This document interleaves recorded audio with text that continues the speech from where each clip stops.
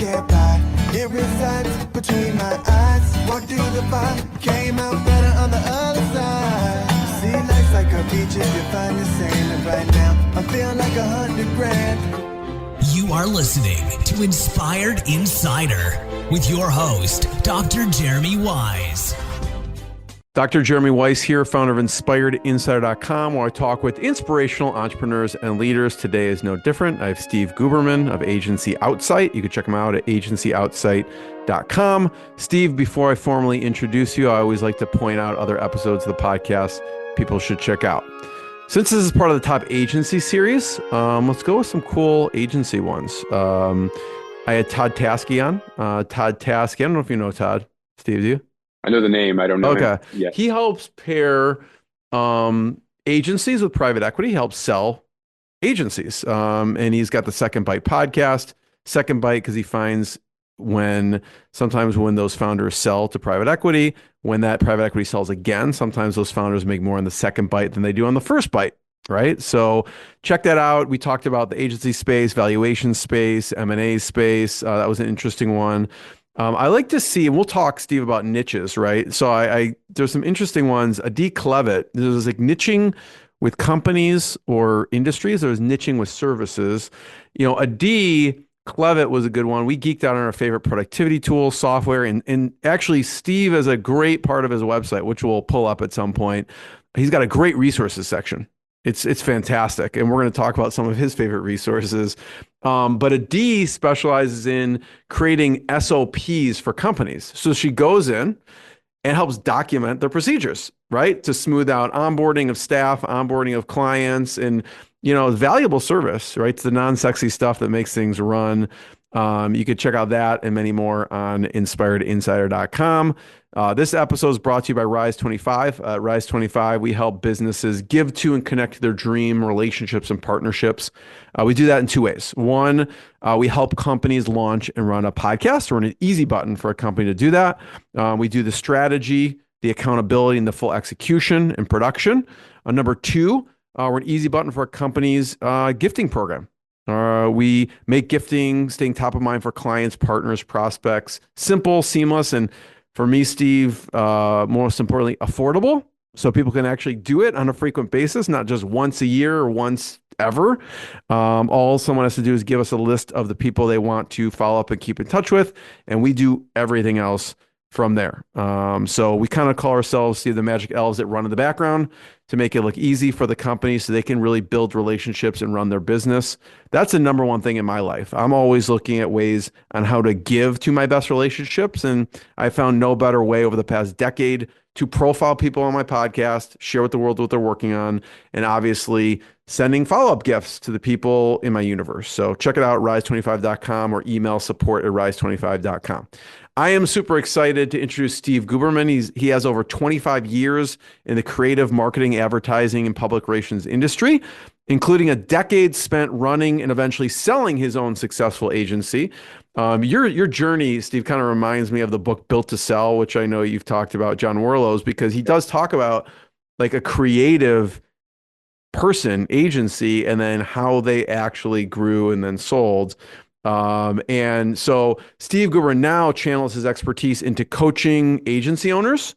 And he's the founder, as I mentioned, of Agency Outsight, and he helps owners unearth their challenges, define their goals, and ultimately conquer them, which, enables them to build and run their agency of their dreams. Steve, thanks for joining me. Thanks for having me. It's great to see you. I love what we're doing here. And funny you mentioned Built to Sell. A friend of mine ages ago, when I had my agency, recommended I read it. And I'm not the best reader. I'll start a book, I'll dig into it, I'll skip around. I took that book on a solo camping trip and I read it cover to cover in a weekend. And I got back to the agency and started. And that drove me to niche. That drove me to double down on the things that I knew innately I needed to be doing, but just kept ignoring because I was in the day-to-day fires and the day-to-day everything. So huge book for me. Big fan. It's also that the story in the book also just parallels your story, right? It's actually about someone who's creative, who's all about kind of design and things like that. So I could totally see it resonating. So just start us off, and I'll pull up your website, Steve. Talk about Agency Outsight and what you do. So, I mean, you nailed it in the short and brief of it is I work with owners and leadership teams to help them unearth their challenges and discover what their goals are and slash what they kind of should be. And I don't really use the word should too often. But, the reality is so many owners get mired down in the day to day and start drowning in working, on the business or working in the business and not enough time to work on the business and help them develop a set of goals that are tangible and reachable and help them build a plan to accomplish them. And so I really believe in shedding the copycat goals that most of us adopt from other people that we view as successful. Typically, it's somebody's social media content that makes us say, I want that, or 7 figures to get into a club sounds cool. And we don't really develop goals that are meaningful to us and our families and our teams. And then we wonder why 7, 8, 10, 15 years in, I'm still working 100 hours a week. And when I can remember to pay myself, I'm making minimum wage and working for clients that don't really align with my values and et cetera, et cetera. The list goes on. So that's what I do. I'm essentially a coach for business owners that happen to be in the agency marketing space. I want to really dig into that copycat goals. Mm-hmm. Because I've heard you talk about this, and someone will say, Steve, I want to scale or whatever. Talk about just some of the copycat goals you hear, and then we'll maybe demystify them, or from your viewpoint, what are some Yeah. copycat goals you hear? The most common is I want $1 million agency. And I'm like, cool. Why? A million, it reminds me of that movie, The Social Network. Yeah, $1 million is cool, but $1 billion is really cool, but not to replace it with a billion because whatever, that's not really, I won't say it's not tangible, but it's not realistic. The thing that resonates with me there with like Justin Timberlake's character is why a million? Like a million is so arbitrary and it's a nice, cool round number. Interesting things start to happen to a business and within a business when it hits around that revenue stream. But often it's I want to get into EO and EO has $1 million threshold or there's a club of some sort. So again, it comes down to the why. There's a why behind it. There's got to be a why. Simon Sinek nails it. And if you haven't, read or listened to his TED Talk or read his book or anything, the driving force behind our goals has to come from within. And so, cool. If you want to hit $1 million, let's reverse engineer the why of that. Is it because you and your family need X amount of dollars to live? And in order to hit that X amount of dollars to live, the top line revenue is a million. Great. Let's go after it and let's figure out what is the team you need to hit that? What are the procedures you need to hit that? How much should you be charging? Are you niched properly? Like all of the pieces of the formula that'll help you hit that goal. But it's often just an arbitrary $1 million sounds cool. No, it's not that cool. But some people have a reason why, and you'll dig into that. Absolutely. Yeah. Yeah. Yeah. Not just you don't accept, oh, it sounds cool. But it sounds like though you reverse engineer it, right? If someone gives the why and people, if they have a strong enough why, they'll do it, right? Yeah. And listen, it's not for me to judge that like your why isn't valid or the arbitrariness of $1 million isn't valid. If that's what somebody's like dead set on and that is their vision and that's their goal, like cool, let's tackle it. I have just found that goals that are arbitrary and aren't true to somebody's personal life plan or the life plan of their team, they are that much harder to achieve. It's harder to get people on board. It's harder to believe in what you want and make it happen if it's not from the inside and it's not tied to your true why. So it's not to say that it can't happen, but I think it's a smoother path there when it is something intrinsic and meaningful. Yeah, and I think sometimes, people, I speak for myself, like sometimes I have this goal and I don't know why, and I need someone to help unpack why that is, right? And there is something beneath the surface, but I just haven't pinpointed it. I just have kind of said the outcome. So that's what else do you see as like a copycat goal? And again, not that these are bad things. Like I get it. Copycat can also be kind of synonymized with, inspiration, right? So, I want to go fishing, Tuesdays, Wednesdays, Thursdays, Fridays, right? So can I build a business around that? That's an exaggeration, but can I, Like a can I balance build my goal, business? What's that? like a balance goal, like some, A life balance goal. Exactly. I want to be able to walk my kids to the bus stop every day. I want to be there when they get home. Like, what are the things that are meaningful to a person that they want to build their business around? I don't think those are arbitrary. I think those are probably the highest of priorities of what a goal should be. And so again, is there a synonym there between copycat slash inspirational goals, and how do I adopt them and make sure that they mean something to me? I think team size and revenue size are often the most common copycat arbitrary goals that need to be refined and massaged into what means something to me and why. The life balance, the personal stuff. There's no reason to really question the why around that. That's really, I think, what life should be. If somebody says I want to build a business that I can sell, I'm gonna, punch holes in that all day long. like what? Um, Well, because I think again, it is something that somebody has seen somebody else do. They heard my story that I sold my business. Maybe they think I've got Porsches lined up in my garage or something like that, and they want that. And I don't have Porsches lined up in my garage. I drive a 4Runner, but Lamborghinis. yeah, right. I'm just, So, but the idea is, I want to build something that I've seen somebody else do and exit, and so what now? What? And the reality is, while an exit is really nice, it's not the answer to everything. And an agency that is running well enough to be acquired for a good amount of money is an agency that's kind of operating on its own, and the owner is almost hands off, if not all the way hands off. And so it's super attractive, but why would you want to sell something like that?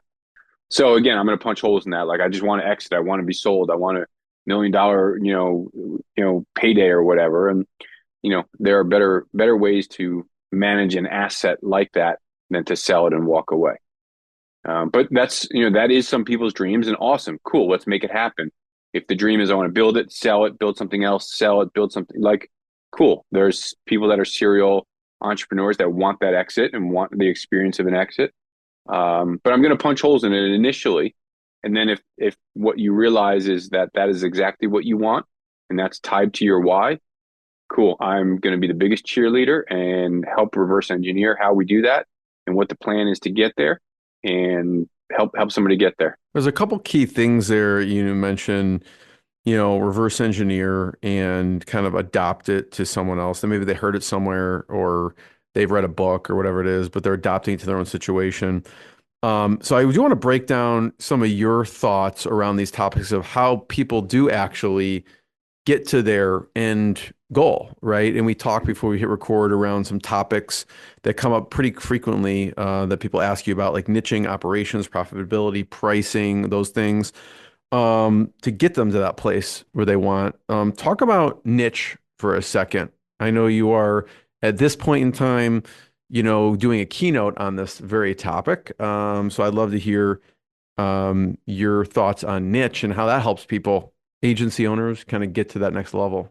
Yeah, if I can plug it, Agency Con in Denver, Colorado, end of April. It's going to be an awesome, intimate little conference that is kind of being kicked back up after a bunch of years of being sleepy. For Jim Kreinbrick and his group do it. So yeah, my topic is niching the freedom after fighting it, and that was my experience. Like, I fought it for a bunch of years, and I was like, we're going to get bored if we just do fintech work. We're going to get stagnant if we only do higher ed work.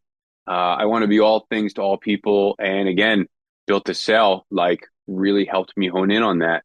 And coincidentally, we were also pitching an AOR account right around the time that I was reading that. And it talks about, like, avoid the AOR thing because you get so, if 80% of your revenue comes from one place, or, that kind of thing. Niching is so, again, creative professionals, we want diversity. We want to be all things to everybody. We also want the validation that we don't need to say no to somebody. So there's a lot of, like, psychological movement behind why niching is almost seen as a negative for us. The reality is, man, and there's so much good content out there about it. The reality is that when I choose to own a or a few verticals, I'm now seen as an expert, and I'm sought after over some time. I'm sought after as the expert in that space. And when I'm sought after and I'm seen as the expert, I can charge more. I'm more in an advisory role as opposed to a pixel monkey like we used to talk about, Pixel early monkey. day graphic designers. And when I'm sought after and I'm seen in the advisory role, there's a lot that comes along with it on how clients interact with us. Where now I'm the prize, as Emily Ruth Cohen talks about. I'm the prize. They're not. They're not the prize for me. I'm the prize for them. I don't. There's I want to say a misconception that I just need to own one vertical market. I think that that's a great way to do it. So I do, branding for nonprofits. Great. That is an awesome position to have. I do marketing and web for higher ed, financial services, and construction company. You know what I mean? So again, I can own a few of these vertical markets where my team has deep expertise in. I know players in that industry, and they know our team in that industry. Knowing when and where and how to market is essential. Thought leadership in a few verticals as opposed to general thought leadership is more targeted, and so it makes for inbound leads that much stronger. And so I can go on and on the benefits of it, but what I found was I fought it because I was afraid of losing the ability to be all things. And what happens when that dream client comes along and they're not in my vertical and I've got to say no? Well, surprise, one of the greatest things to be able to do is say no. We're not the right fit for you. Like, it's such a great feeling, kind of like when you fire a client or you break up with that toxic, whatever that you were dating or something like that. Like, it's such a freeing and great feeling. You're not the right fit for us. Let me introduce you to Jeremy. They do that. You know what I mean? Like, so. Don't introduce me to your toxic clients, though, Steve. Well, not toxic. I'm kidding. I'm kidding. Wrong vertical. They're not just the right fit for us. Do you know what I mean? So of freedom comes along with the ability to own some vertical markets. And you talked about like horizontal versus vertical, and Two Bobs, David C. Baker, and Blair Enns have a great podcast on that specific topic about like, how do I decide whether I'm going to choose and or a service or a vertical. And again, I think that there needs to be that sweet spot in that axis of this is the service that we provide and this is who we do it for. And I can just do niching in my service line.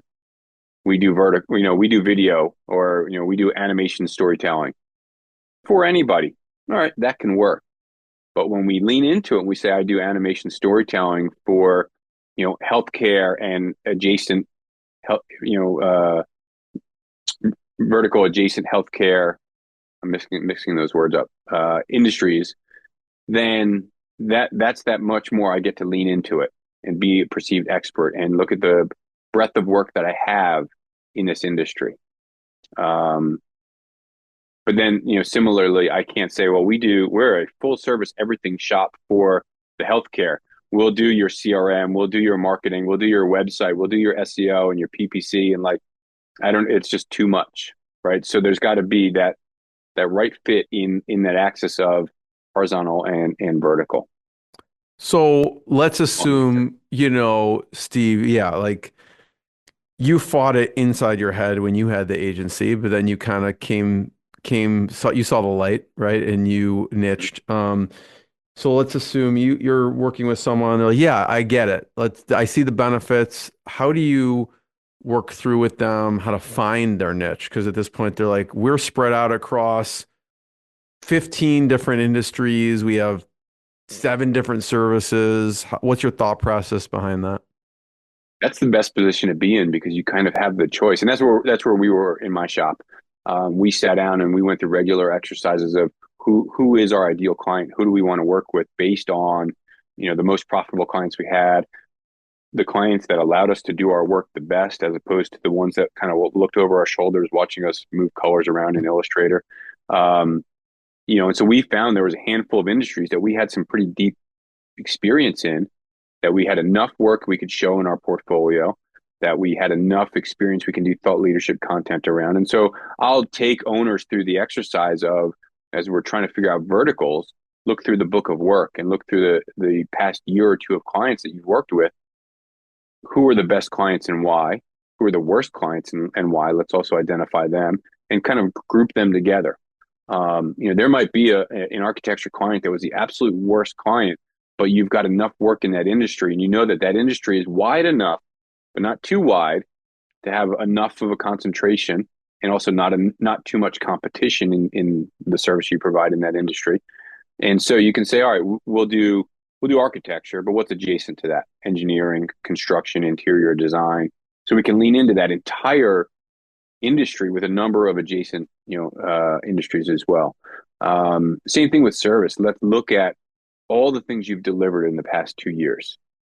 What does your team enjoy the most, which is often overlooked for the actual numbers and profitability, which we'll dig into also. But what does your team enjoy the most? What's the most profitable? What's currently and in the near term future the most in demand in the industries you want to play in? And then how do we kind of productize those services to be the most profitable, and how do we optimize their delivery process internally to be the most profitable? And that's not really tied to niching, that's just tied to operations. But I will say, a lot of owners who are starting the process to build into their niches will overlook the idea of, what does my team love the most? And there's good sense to that. Your team will come and go, and the processes that you build around the things that we want to do, our services and our delivery, those will stay. And so people are replaceable, and you'll plug them into the process that you've built. But the team that you have and the loyalty you want to build with the team that's in place ties to the work that they're doing. So if they're miserable building websites, why are we selling websites? Right? They're often not the most profitable service anyway. So, those are the two exercises that we'll dig into, and it's a process, because it can't just be a one and done. We're going to flip the curtain and come up with this brand new rebrand, and now we are experts in these 3 industries. Great, but you've got to refine that over time. It's not. I don't think it's just a one and done thing. You mentioned operations, Steve, a few times, obviously, because it's so important. What are some of the mistakes you see agency owners, or maybe you made, on the operations side? Man, again, it's like, oh yeah, we'll say yes to everything. And so again, if we're a well-oiled web shop and suddenly somebody wants us to do, a branding campaign or go do a trade show booth, and we haven't done it, sure, there is good reason why shops should kind of break into and try something new. So long as they go into it wide open, eyes wide open, knowing that's most likely going to be a huge loss of profitability. And so staying in the lane of what I've committed to doing and what I've committed to delivering in our lines of service is the best way to maintain that profitability. If we're strictly a WordPress shop and suddenly, hey, let's take a crack at Webflow, those first few Webflow projects are going to just tank profitably. So those kinds of things are things to watch out for. It's the kind of the attractive shiny thing in the Not corner. being disciplined. Yeah, I find those are sometimes the biggest Yeah. opportunities for growth from a partnership perspective. If someone's coming to us and asking, like, hey, we either have a partner, or let's find a partner, because we want to stick to our lane on it, and then we can refer over them, and hopefully they can refer back. Yeah, listen, so the shop that bought mine was a PR firm. And before they bought mine, they were strictly PR. And at that time, PR was starting to morph into marketing communications. It has always been the internal comms side of things, but they were starting to do some of the marketing. But anytime they had a creative project, a web project, a branding project, they were reaching out to a creative partner like mine. That's the way to do it. And whether it's white label or doing it up front as, this is so-and-so, they're our partner, Like that way you stay in your lane and don't veer from that, because it can be very detrimental. I want to hear some other mistakes in operations, but let's stick on the partnership topic for 1 second. There's a couple incentives for the company, and maybe we could talk about the PR.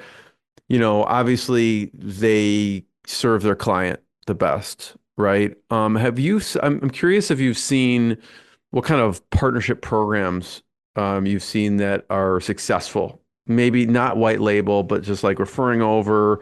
Are there certain guidelines people should think about? Okay, we're gonna give a percentage, we're gonna give a one-time thank you or whatever it is from like a monetary perspective. I mean, I'm just coming into the assumption, they want to serve their client first and foremost, and that's why they're recommending. But from wanting to thank that other company and from a monetary perspective, what have you seen works or mistakes on that end? I think when it is a partnership and both shops are serving the client, there's less of a need of a referral or a kickback or anything like that. And so some agencies, if there's a white label instance, the frontline agency, we'll call them, they will often mark up the service being provided by the white label. But when it is a fully transparent partnership and both agencies are at the table, agency A and agency B, and they're doing their own invoicing, there's less of a need or a confusion or muddying of the waters of, hey, you owe me 20% or anything like that, because they're both at the table to serve the client and for the best interest of the client and to grow their businesses individually. And so whoever brought the other agency in did justice to the client by saying, I'm going to bring this brand marketer forward, and they're going to handle that, and we're going to handle what we do best. And there's a level of integrity, there's a level of trust that they're going to take care of you. They're not going to steal you away from me. We own the web part of this client relationship, and you own the brand marketing part of this relationship. And the two shall not interfere. And you're going to respect my business, and I'm going to respect yours. And that's, I think, the best way to do it. There are certainly plenty of other instances. I don't do any delivery anymore. As a coach, and I get people reaching out to me all the time. Hey, do you know whatever? Yeah, I'll introduce you to 2 or 3 people from my referral network, and I'll take a cut of that. And that's just a part of my revenue stream. It's my referral network. It's pretty lucrative. It's great for everybody because the web shop does great work. The web shop gets the revenue. The client gets a great web shop, and I get a small piece of the pie. So in that instance, like, it works perfectly. But I think when there's two or more agencies going after and working together, that I think is, you got to keep that as simple as possible. I am seeing more and more collectives forming, and I think that that's a really beautiful yet potentially complicated. If it's done right, it's not too complicated, but I think it's a really beautiful way for, let's say it's a dev shop, to build out a library of partners that when they're going hunting, if it's not strictly dev work, they can bring in all these different partners of the collective, and they're kind of all hunting together and considering one another together. And it's a very organic process. And so I think that that's really cool. I've seen more and more of that in the past, I don't know, 5 or so years than I ever had before. I've seen that too, actually. Do the collective, I don't know if you know, but do the collectives typically then contribute a percentage to the overall pot or something no, they don't. Okay. Not the ones I've seen. They Okay. kind of eat what they kill kind of thing. I see. They're They just a cut kind up of a the pie. referral network. I mean, I guess the way I define Yeah. collective, you correct me if this is kind of the same as you, but it's just a group of agencies that really specialize in something. So they may have a web one, and they go out and get a paid search one, and they kind of vet, their network of people, and really they're referring business into this collective group, and each Yep. of them have a really specific probably service, that they provide in that collective. Would you say Exactly. that's So I've seen it both ways. I've seen it that way more popularly. I've seen it that way. I do have a client who runs a collective actually here in New Jersey, and they do all the hunting. They form the teams based on who's in the collective, and they take a cut of the revenue for each of the partners in every engagement. And I think that that's They're also good at perfectly lead healthy. gen. They're really lead Exactly. genning, which is really valuable, right? I mean, Yeah. that's money that the company doesn't have to fork out because they're getting, clients and referrals from that source. Yeah. So in the operations piece, you said not being disciplined is a big mistake. Any other big ones that stick out that mistakes people make on the operations front? Not systematizing things. I'm working with an agency now where they're working on their delivery of organic social. And so we follow a project beginning to end. And it's like this one graphic that's going to hit somebody's, Instagram for a minute was touched like 19 times or something insane like that between the client and the agency. So spend time and understand like everything can be optimized. Even when it's optimized, it can be optimized again. So not having those kinds of procedures in things. I'm a big fan of tracking time, not necessarily for not necessarily for the need to be strict about it, and not necessarily for the need to use it for pricing, but to understand profitability and understand account and project level profitability. I think is vital. So that's something I often see missed. Not having a budget. Listen, I know multi-million dollar shops, right, that don't have an operations budget. And so, again, it's not having the ability to have clarity in where, just like I don't know where all my time for my team is going, I don't know where all my money is going. And no wonder your profitability is in like single digits or, you know, something so simple as that. It escapes owners and leadership teams. So the next thing you would mention from operations niche, profitability, right? Hmm. What are some, I know there's a lot out there, but I'm curious, any of your favorites from a tracking time perspective? I know, we use Hubstaff. We like it. What other ones have you heard are good or that you like out there? I haven't heard of Hubstaff. I'll have to check that out. Uh, so I'm a loyalist to Harvest. I've been using Harvest for 15 years, maybe even longer. At this point, I probably just need to figure out how long I've been using it, but since the early 2000s for sure. I also am a big fan of systems where it's all integrated, and I'm not referring to QuickBooks and how they integrated Timely. I think that that's a trash integration. I don't think it works very well, but Bonsai, for instance, has all the operations built in with time tracking and proposals and project management. Clickify is a popular one. ClickUp is another popular Yeah, one. ClickUp, Uh, we use ClickUp and yeah, there's a direct integration, I believe, with Harvest yeah, and ClickUp. yeah. Um, Also, Asana, I think within the past couple of years has integrated time tracking natively. So I'm a big fan of that. When it works smoothly for the ops team is when it's best because when it's a barrier, then nobody wants to do it. Nobody's going to pull the data. Nobody's going to turn that data into something operational, and it's just going to be a headache. So it's got to be easy. It's got to be smooth. I have a client here in New Jersey. They have a homegrown PM system made on FileMaker Pro that's been in part of the agency for like 25 years. And it is such a headache for the team to use. It is a headache for the project managers to use. And so we've been working to revitalize it. And how do we simplify that? Because nobody wants to track time, but operationally, it's so important to know. And again, whether it's a flat fee project or client, whether it's a retainer client, knowing where people's time goes is super important. Yeah, and I find it not just from obviously all of those reasons, but also from like a hiring perspective to see, okay, these people, well, one, well, let's just assume they're being efficient with their time, right? For a second.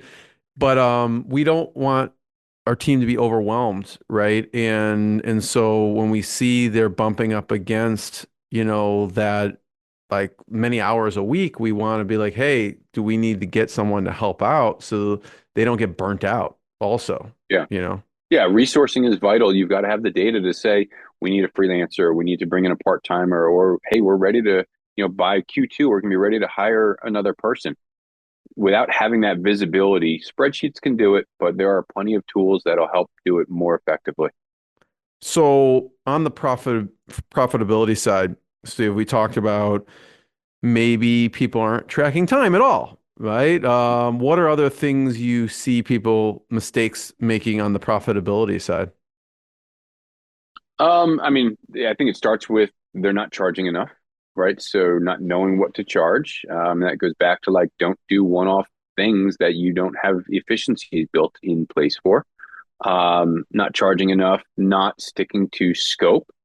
Um, a really solid account management team that knows how to be assertive and push back on scope creep, out of scope work, client, pain in the assery is essential to maintaining profitability. I mentioned the client with their organic content procedure where too many chefs in the kitchen. Like, you don't need a senior account person to, write tweets. Like, think about what that person is costing versus what you're charging for this service. How can we get it done more effectively? More and more people are moving to offshore teams. That's been a thing for 100 years, but maybe not 100, but for a very long time. And it's more and more popular. And so if I'm paying somebody a fraction of what a US salary costs, my profitability should be through the roof on what I'm getting out of that person in their delivery. Um, Marcel Pettipas talks a lot about profitability and levers that you can pull. I can't recall if you've had him on here, but I've had him on my podcast, and he did a mastermind for me. And the levers that you can pull on your effective hourly rates and the efficiency on in which you're doing things. Once you know your numbers, he's got a software called Parakeeto, but you can do it in a spreadsheet. And yeah, there it is. And so once you know your numbers based on how many hours you're billing out for, what you're charging for that time, whether that's project based or hourly or retainer or whatever, then you can adjust your effective hourly rate and increase your profitability without working more hours. And so knowing your numbers is just so vital. And again, there's so many owners and senior leadership teams that just don't know their numbers. They don't know what they're charging or what they should be charging, and it's kind of, I don't know, they're mired down in the day to day, and so they're not able to step back and say, hey, let's spend half a day this week and go through our numbers and understand how do we become more profitable. A lot of times, increasing profitability is not moving mountains. A lot of times there are very, very small tweaks that can be made enough times to realize real big differences in both gross and net profit. Let's talk about pricing for a second. How do you go about thinking and helping agencies figure out the pricing piece? And I'll just point out before you answer that, if you are listening to the audio, there's a video part, and we're at agencyoutsight.com/resources. We're going to go through a bunch of these categories because I find, Steve and team spent time curating these. And you could see under the resource of finance and forecasting, the Parakeeto with Marcel. I have had him on. It was a great episode. He's a smart dude. And there's some other ones here with Harvest Forecast, Parallax, and Metric AI. So pricing wise, how do you go about helping someone figure out the best optimized price? There's a lot to it, and it depends. Certainly it depends on the size of the company. If it's a solopreneur, if it's a 5, 10, 20 person um, shop. But there's a download for an hourly rate calculator, and what that does is it walks you through knowing your operational budget. How much does it cost me to turn on the lights and deliver the services that I'm selling? That's really targeting larger shops, maybe like 7 to 10 people and up, because there's a chief component that outlines in that spreadsheet what my human costs are. And so whether it's salary, benefits, paid time off, how many hours in a year they're actually working, and then it calculates from that. It helps calculate what my average hourly rate for the shop should be. And that's not what I'm billing, but that's what it costs me. And then add to that my profitability. So I guess I say it's a lot. Really what it comes down to is the variance of the formula of what it costs to do the work the profit that I want to make. And by the way, owners need to be included in what it costs to do the work and not as an afterthought. Owners' pay is not net profit. That's just a nice bonus to have. Um, and then it's also what's the perceived value of what it is that I'm selling. So let's say it costs me $100 an hour, which is on the high end, to build a website, and it's going to be 400 hours. I think that comes out to 40 grand. Can I charge a client 40 grand for this scope of work that we've outlined? Do they see the same value in the scope of work that I'm selling them, that they say, yeah, 40 grand is a really nice price. It's within our budget. It's what our investment, is, and it's within the threshold of the investment we want to make in this project. Or am I selling that to a mom and pop and they're like, listen, I've got 5 grand. I can't do that for 40 grand. What are you talking about? So pricing is a mindset thing, but it's also the mindset of both who's presenting it and who am I presenting it to. Early creative professionals are underselling themselves. They're not charging enough. Seasoned professionals are often also not, presenting their prices properly, and they're kind of going on a hope and a dream versus presenting confidently. I think also there's the miss of not having upfront financial conversations with clients to understand, are we aligned here? Because I'm going to charge 40 grand for something. Is that in the realm of your radar, or are you looking for somebody that's only going to charge 5 grand? Steve, we're going to go through these resources a little bit. Thanks for putting this list, but I do want to hear about when you sold. What do you wish you knew at the time when you sold that you now know? And obviously, when I heard the story before, it obviously you stayed on for years after the sale, also. So obviously, there was a very good relationship there. But what are some things you wish you'd have known when you sold? So I'll preface it with saying that I sold my agency, not necessarily out of desperation, but I was done. Like I had surrendered, and I was just I was fried. I had just finalized my divorce, and I had also just lost our biggest agency of record account. And it was a 7-figure account, and I had to lay a few people off. And it was the first time I ever had to do that. So that series of events kind of took the wind out of my sail, from a confidence in selling standpoint. And we were a small shop. We were 12 people, and so I was responsible for all biz dev. So in hindsight, I wish we were not owner-led sales. That wasn't even on my radar. I had brought in somebody to help with sales, and they weren't effective.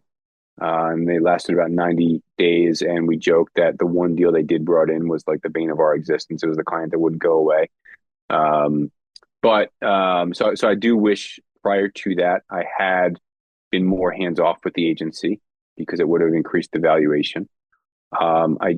We were probably about 60% retained revenue when we were acquired. So from that standpoint, we were really good. We also had a productized recurring revenue.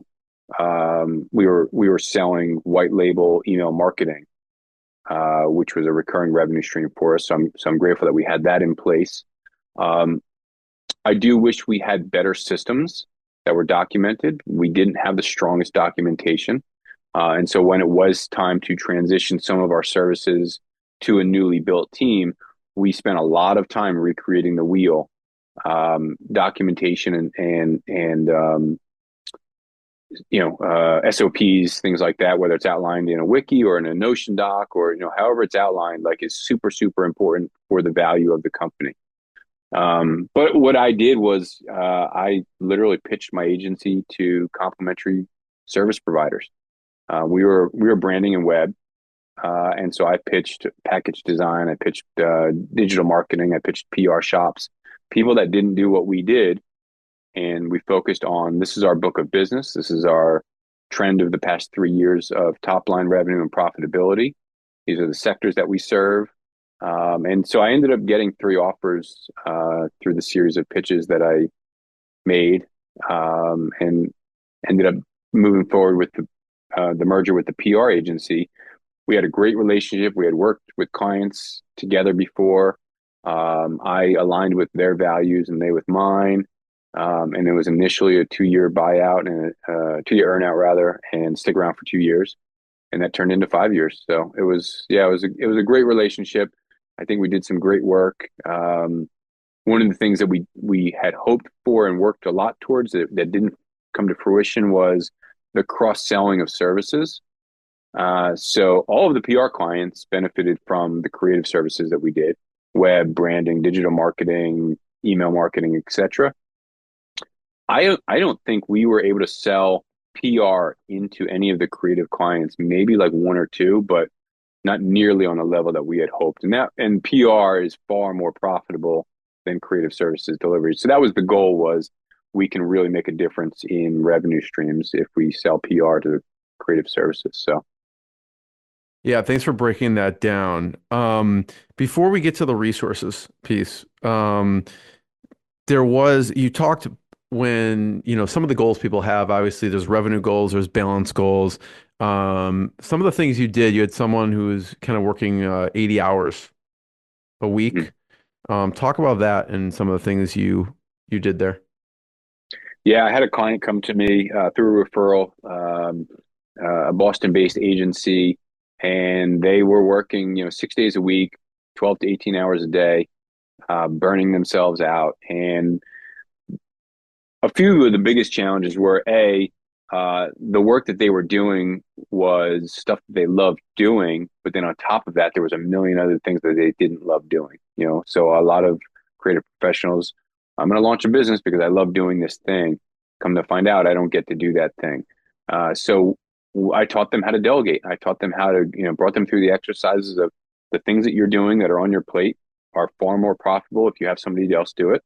Things that you want to keep, even if it's not the most profitable, it's why you're in business. And so I help them go through the exercise of, how do I delegate? What do I delegate? And to whom do I delegate? And so we built a team. We brought in a project manager for them, so they're not running projects any longer. Huge relief for them. We put systems in place, put procedures in place. We also help convert almost 65% of their top line revenue to retainer-based clients as opposed to on-demand project clients. And no discounts built into those retainers. There's a misnomer that if people are pre-booking my time, I should give them a discount. There's no discount, and I don't believe in that. And so now they work a very comfy and healthy 40 to 50 hours a week. Most of the work that they do is the activities that they love doing. They get to, go to the gym during the day, or have lunch with their husband, or have dinner with their husband. Like, imagine a world where you're working so much you don't get to have dinner with your spouse. Like, that's just disgusting. So huge wins there all around. Their profitability is up. Their team has, I guess, about doubled in that time. Top line revenue continues to increase, and their life is far more manageable. So it's just a great success story. I'm super proud of them. No, thanks for sharing that. It's instructive to kind of hear the process. I'm going to bring up the screen here for a second. I want to poke through some of the resources here because you have some valuable stuff. And there we go. So I just like to see how you've categorized it. First of all, you have automation, so people can check this out at agencyoutsight.com/resources. We have automation. We have like crisp. I don't know your personal favorite or two. We'll just go through the category and you'll let me know. You have crisp, Phantom Buster, Scribe How, Zapier, Create Toppy, and Feed Bucket. What's your favorite in this category?